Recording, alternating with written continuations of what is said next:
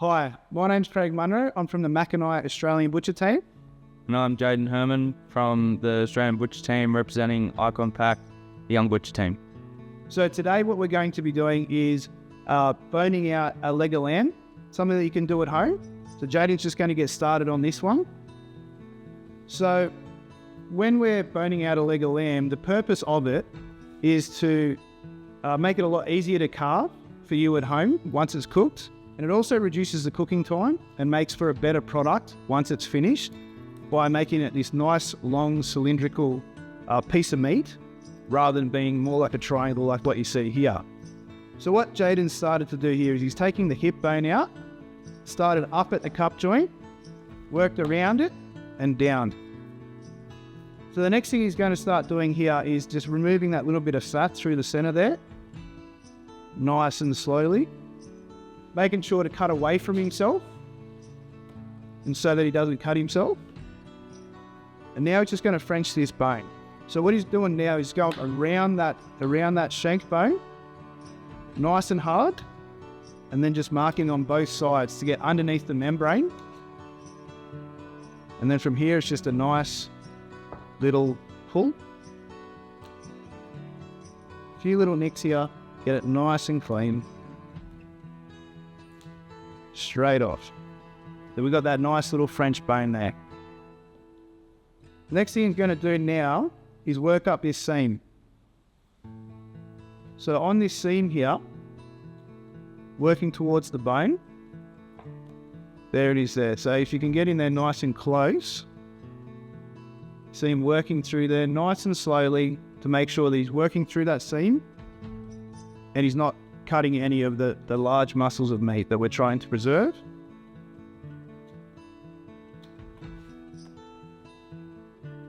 Working nice and slow, nice and carefully, making sure to cut away from himself.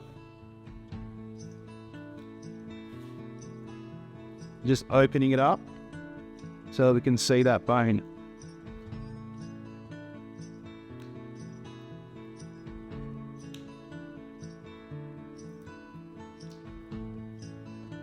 So you can see there that he's almost down to that bone, starting to mark up nice and hard against it. And once again, like we did with up the top here with the knuckle where he was Frenching it, he's going to try to get underneath that membrane and start peeling that membrane away so that we can leave all that beautiful meat in there ready for the roast. Nice and hard. Beautiful. So what's actually making this easier is he's actually got this Victorinox 6 inch, yeah, it's got a 6 inch. So I actually prefer the 5 inch. All butchers are different. Jayden's using the 6 inch at the moment.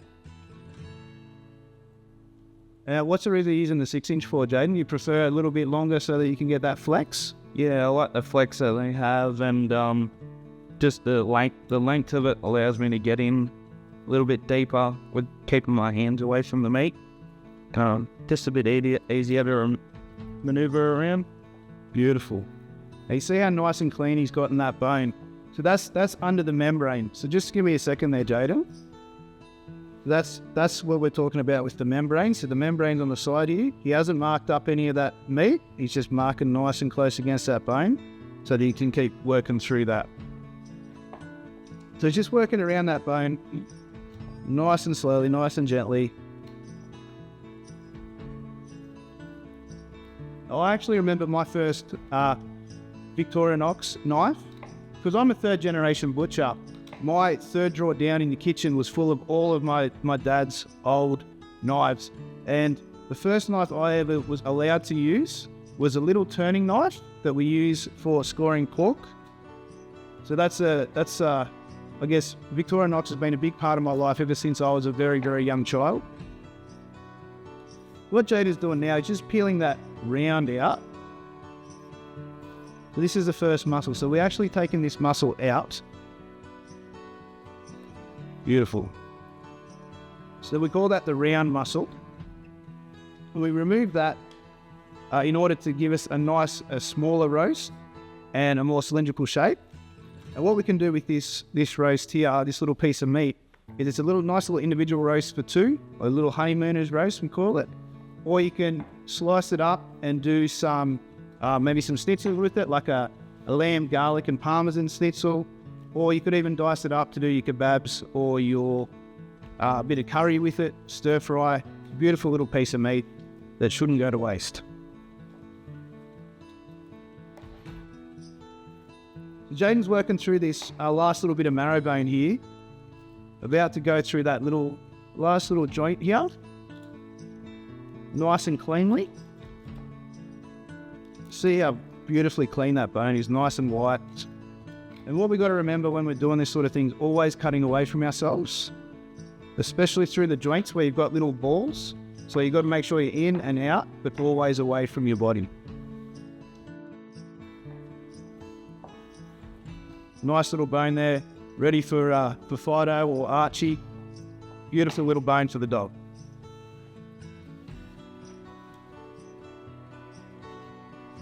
So now is the fun part, I guess.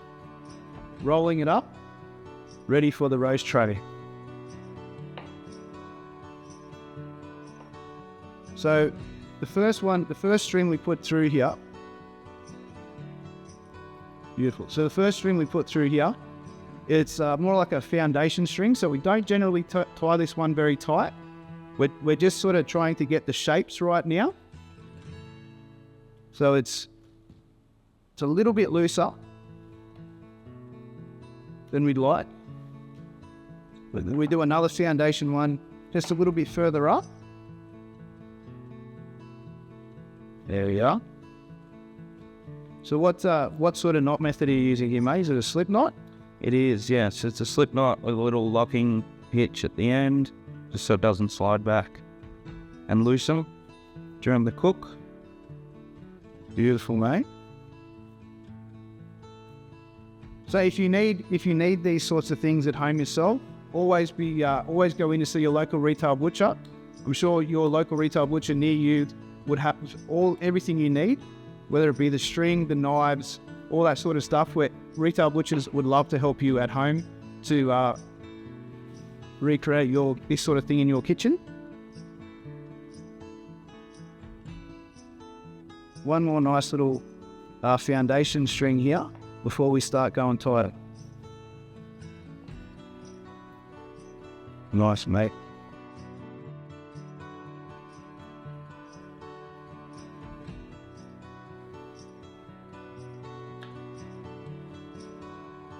So the reason why we do these knots a little bit looser is because the next ones that we go through the center here are going to start getting tighter, and that's going to start pulling the meat together. So when it cooks, we're getting a nice consistent cook, and by pulling this one tighter, it actually tightens up the next one next to it. You'll see the effect that happens in a sec when Jayden's finished this.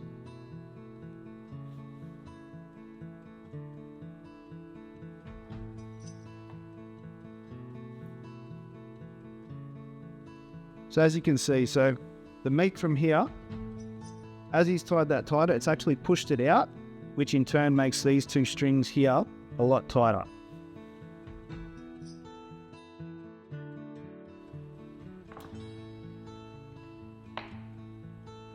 Once again, same again. So this one will be a little bit tighter again, and it'll push that meat out, and in turn those other foundation knots and foundation strings a little bit tighter.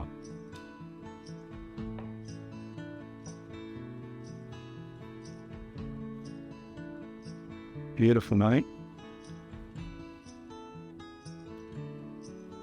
So for this last one, I might just turn it to the side so that you can get a good little angle of the knot here.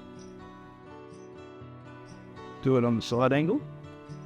Just do it there, push me out of the way so that you can get a good shot.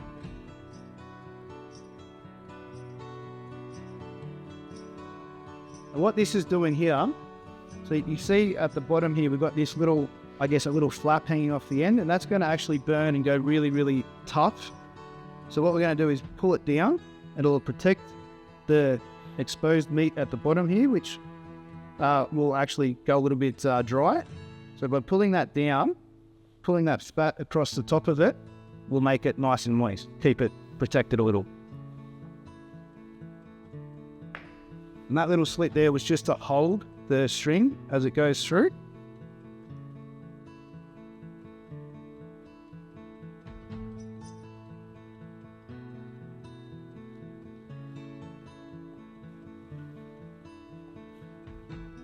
That's it. Beautiful, mate.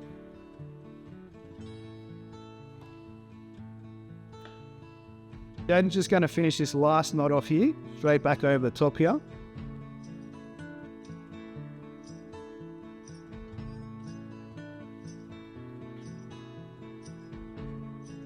Beautiful.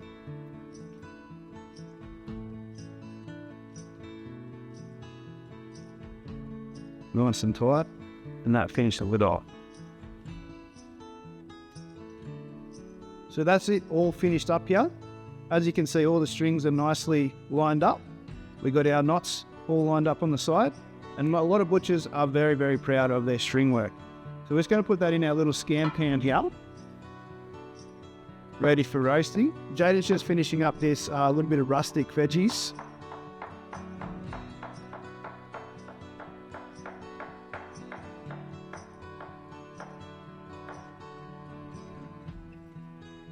Beautiful.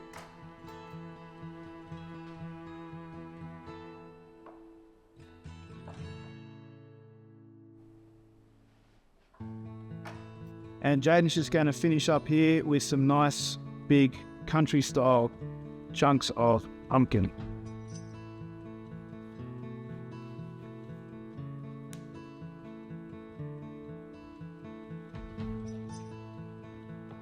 Now I always like to leave the skin on. It just gives me that little bit of extra texture with that nice soft pumpkin flesh.